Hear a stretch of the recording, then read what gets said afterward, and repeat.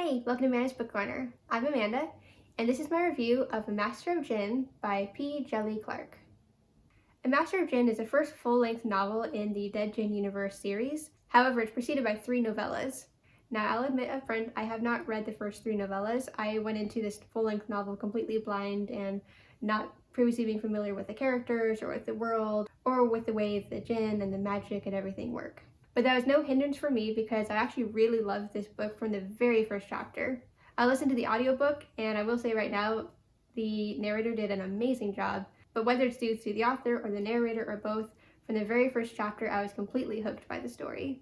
A Master of Djinn is set in Cairo, Egypt in 1912. It starts off when a group of men who are part of a secret society, they join together, and unfortunately for them, everything goes completely wrong.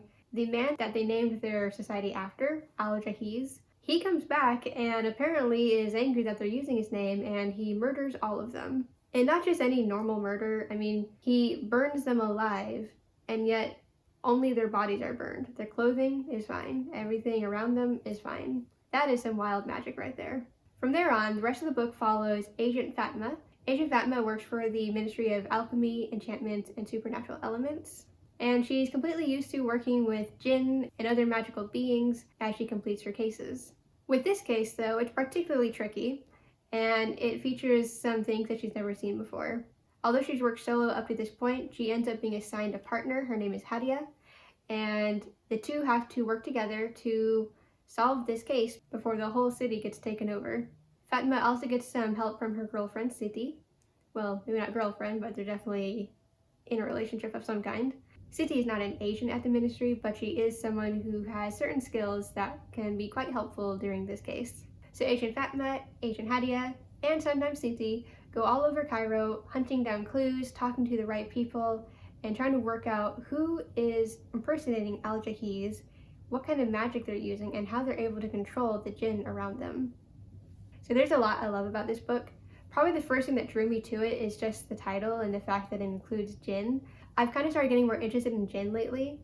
It started when I read a book a few years ago called The Bird King, and I really enjoyed that one. And ever since, I've kind of wanted to read more books that have djinn and kind of get to know more about these creatures, because I don't really know much about djinn, to be honest. So I really love the world building here.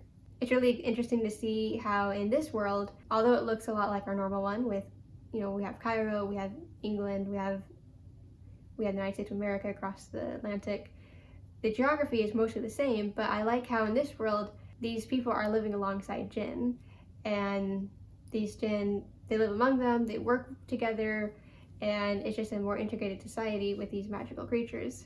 I also really love how this book is led by 3 strong women. The 3 main characters are all women, and they're intelligent, they're brave, they know how to fight if they need to, they're resilient. I just really love following these 3 women, mainly Fatma. The whole book is in her perspective.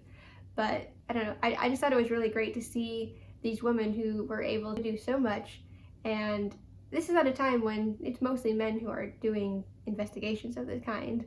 So I thought it was really exciting to see how they give this book a feminist edge.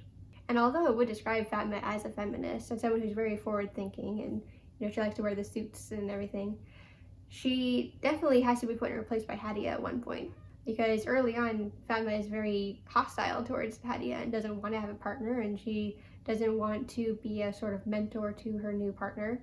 And I really like when Hadia finally calls her out and they have an important conversation about this. It's not just a conversation of being good to your work colleagues, it's also a conversation about how women can help other women and not be hostile towards them.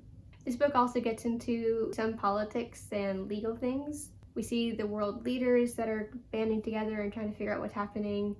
And we also see certain laws that bind djinn and that leave humans unaware of certain things, which I thought was really interesting.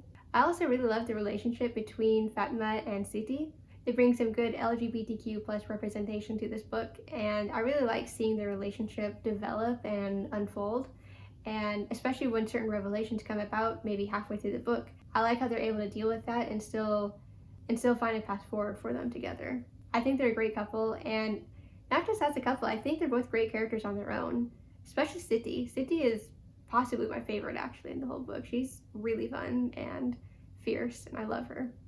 Siti is often involved in some of the most action-packed scenes.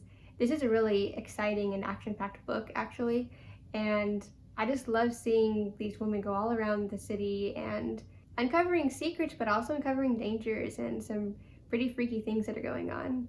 It's a nice combination of a fun detective investigation kind of story with a lot of magical elements and fantastical elements and kind of a steampunk vibe. I just really enjoyed it.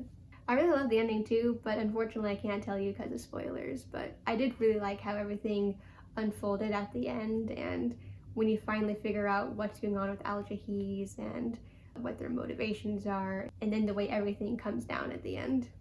I just enjoyed this entire book. I gave it 5 stars, and I will definitely be going back and reading those 3 novellas that came out before it, and if there's more books coming in the future in the series, I'll definitely be reading those as well. It was just such a fun story, and just like the perfect kind of escapism that I needed right now. It was exactly what I wanted, and it was just a lot of fun. Also, I have to give a shout out to the narrator. I think her name is Suela El Attar. She was amazing. I've only started listening to audiobooks as fiction in the last few months, but I think that out of all the narrators I've listened to so far, she is probably the best. She did an amazing job with all the voice acting and giving the different characters different accents and voices, and it was very distinct. She really kept me engaged throughout the entire book, and she made it that much more exciting, I think. She did an excellent job. I can't speak to the accuracy of her pronunciation or accents, being I'm not familiar with the language myself, but I do think she did an amazing job with the voice acting throughout the whole book. So yeah, 5 stars for the book, 5 stars for the narrator as well. Excellent all around. So I hope you enjoyed this book review video. If you did, please like, comment, and subscribe. And if you don't want to miss any more videos, please ring the bell for all my notifications. I'll be publishing at least 1 or 2 book review videos like this one every week. And in the next few weeks, I'm also going to start putting out additional content that you won't want to miss. So thanks for watching this video, and I hope to see you in the next one. Bye!